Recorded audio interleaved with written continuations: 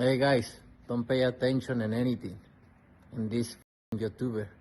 I just fight real fighters. Don't f***ing around with Canelo. Come on, let's go. Come on, let's go. Canelo, ladies and gentlemen, the whitest Mexican I have ever seen in my life. But do not get fooled by his cute voice. He will kill you. He will literally shock you to the afterlife. This serial killer teddy bear has a record of 62 wins, 2 draws and 2 losses. These 2 losses, his opponents died in their sleep later on from the injuries that they got from Canelo. Come on, let's go. Come on, let's go. I have no idea who he fought against, but I'm just hyping this up. Just go with it. But anyways, we have in the fighting industry, we have yappers and then we have fighters. It's very rare to find a fighter having both qualities. Over here, what we have is a fighter. Yapping is not his thing. If you're fighting against Canelo and for some reason you have no idea who he is and he comes up to you, I will kill you. Come on, let's go. Come on, let's go.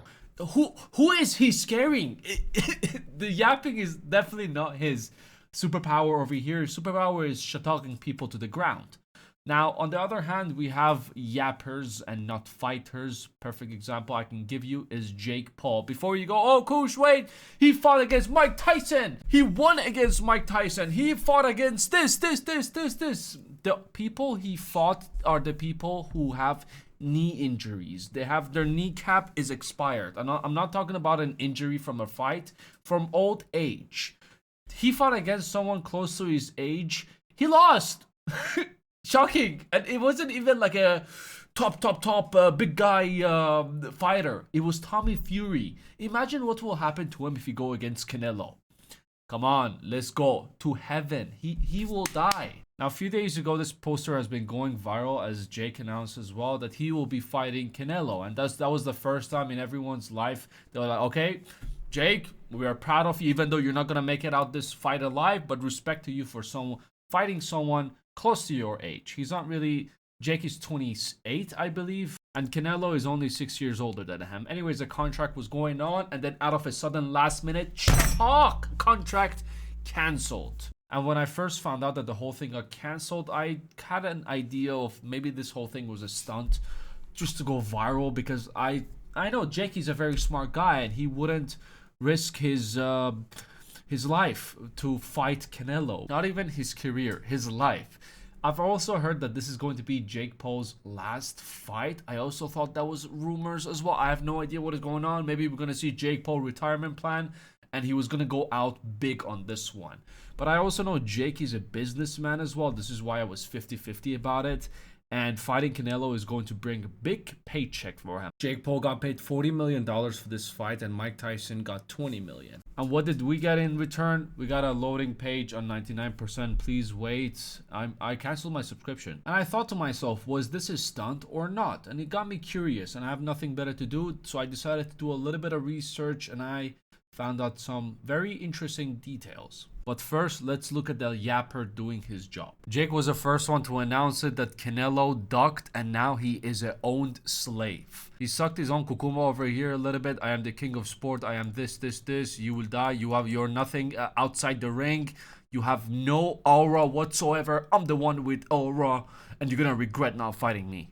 28 years old, biggest fight in boxing history. My own boss, not owned. 5 years in, and then at the end he gave himself a double hand twisty and came on his own chest. Now Jake also responded to the first video that we watched. Come on, let's go. I only fight real fighters. Oh, Canelo, you puta. In this YouTuber, I just fight real fighters. Time to expose them. So we had a signed contract to fight. Here you can see Canelo's signature and my signature to the right. Claiming he's not fighting YouTubers. Bullshit. Look at the poster. We were announcing Tuesday, February 11th. Claiming he fights real fighters, but he's fighting Crawford, a 135-pound fighter, and running from a real fighter like David Benavidez, you bitch. The truth is you can be bought. You're a money-hungry squirrel chasing your next nut. The truth is these sports-washing shady characters are paying you hundreds of millions of dollars to to stop our fight from happening because they couldn't fathom the fact that they can't create a bigger fight than me and you. Al Heyman has made you hundreds of millions of dollars, and you turned your back on him for this check. Disloyal. And you were begging to do this fight on pay-per-view. But I have loyalty. Loyalty to Netflix, doing the biggest numbers. And you call me a YouTuber, but you've never had a boxing match as big as mine. Remember you told my team that your daughter came home and asked if you were fighting Jake Paul? She was all excited. You said that was the first time your daughter's ever asked you about a fight. And you're screwing over all your Mexican fans by doing your fights in Saudi. It just shows what type of person you are. And I promise you one thing, Canelo. Any fight that you do this year, mine will be bigger. So go off to your boss, you Ring Magazine employee, you pink and orange bitch. And oh, fix that herpes on your lip, you dirty puta. That was a whole lot of yapping from Jake over here. And Jake, do not disrespect the thing over here. This is a sign of a real fighter who's not afraid to go down on someone. And you can't deny it, Jake has a point over here.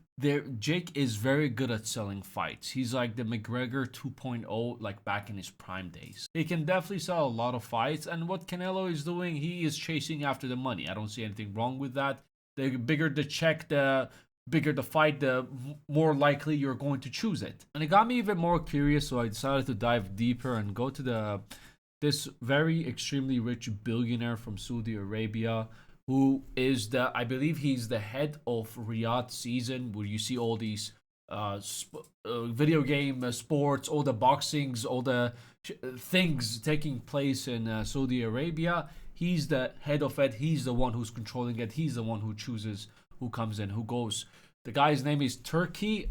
I don't know if that name is familiar to you, but I'm sure you've seen his face around. He's a billionaire himself, and he has a deal with the Saudi Arabia government, you know, to bring more attraction, more people, to more eyes on Saudi Arabia. So the government funds it, and he just hosts and manages the whole thing, right? He had a contract with Canelo for 3 fights, and the first one was going to take place in September. But Canelo, he wanted to fight earlier because my best guess would be he needed the money.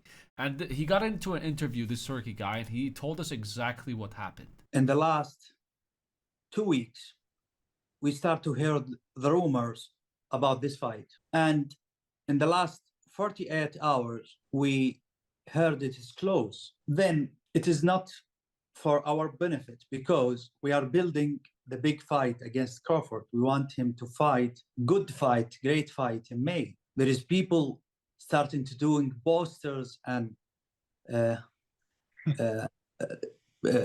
choosing arena and choosing where is the conference will be.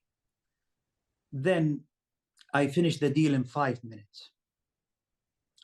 I call Canelo directly and I said to him, "Hello, brother. You know, this fight will damage the pictures and the idea about our plan. And honestly, I think you are, as a Canelo, too young to take this fight. You can have it after 30 years. Right. All right, just to be clear, that was a joke that he just made. Laugh, you donkey. You might give us a Bugatti. Laugh. When he is 60. See, you didn't laugh. This other guy fake laugh. You lost a chance of getting a Bugatti. Then he said to me, "Brother, you know, from my inside, I don't want this fight ever." I like to recorrect myself, even though I watched this video 3 times. Apparently, I didn't understand it. The fight he was having, first one was in May. With Jake Paul, it was going to probably be in March or something before their actual plan, and that was going to ruin their plan. So in order to do that, he offered him more fights, more money, and in that case, Canelo is going to be making more money and canceling the Jake Paul fight. And that is where Jake Paul started boiling. Honestly, I wanted to see it happen. I wanted to see the whole Canelo versus Jake Paul. He pulled him out because, yes, the fight was going to be bigger than his fight in May. And this Turkey guy from Saudi Arabia as well, he really hates YouTubers slash, YouTubers fighting actual boxers. He doesn't care about money because he has money. He's in it for the love of the sport and wants to see real boxers fight real boxers. And the second part, please, we don't want any YouTuber fight again. No more? No more KSI. No more. I don't talk about names. Yes. I want fighters. Real fighters. I want fighters.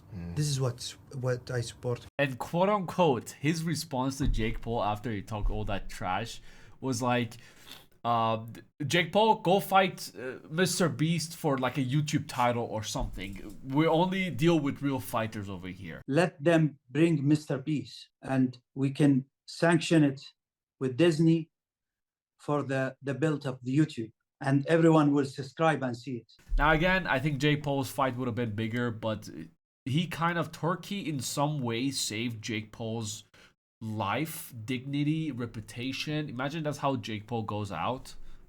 Death by Canelo. Come on, let's go. Come on, let's go. It wasn't a really good move from Canelo from his fans' point of view, because everyone wanted to see Jake Paul getting shut out. But if you put yourself in his situation, you would understand, because he wants, obviously his main priority is to provide for his family, to make the money, to provide for the family, right? I don't know how much he was getting paid with Jake, but what Turkey offered them apparently was better. I don't know exactly what went on with the contract. All I know is the contract got extended and the fight with Jake Paul got replaced with someone else. That means he's still getting paid, but it is not going to be with Jake Paul. He's going to be having 4 different or 5 different fights. If you want the internet to actually break, you need to put Jake Paul versus KSI together. It will happen in the future. They're just hyping it up. So when it happens, it's going to be the biggest ever in social media, YouTuber, boxing, or whatever. But KSI's next opponent, he already chose it. It is going to be, who is that keyboard warrior? Dylan Dennis. He's going to be fighting against Logan Paul's biggest enemy. Dylan Dennis was the best wingman ever, that he even helped Logan Paul get to know his girlfriend better and, you know, get much closer together after all the, you know, things he shared on his Twitter. He's getting sued out of his mind right now, and there is no mercy. He is at $0 right now. You think, what was that guy? The Rainbow guy is broke? Wait till you meet Dylan Dennis after all the lawsuits that he was getting from the, what was it, Nina and Logan Paul himself. And yup, it has already started. Now KSI is absolutely going to shut off this guy without a doubt. There's not much hype at it, but I'll still watch this fight. I would like to see Dylan Dennis getting shut off once again. But I'm waiting for the trash talks. He's very calm with this one. He's still cooking up from KSI's past to see what exactly he can provide for his the Twitter audience. But anyways, just wanted to yap about this a little bit. Take it easy. I'll see you at the next one.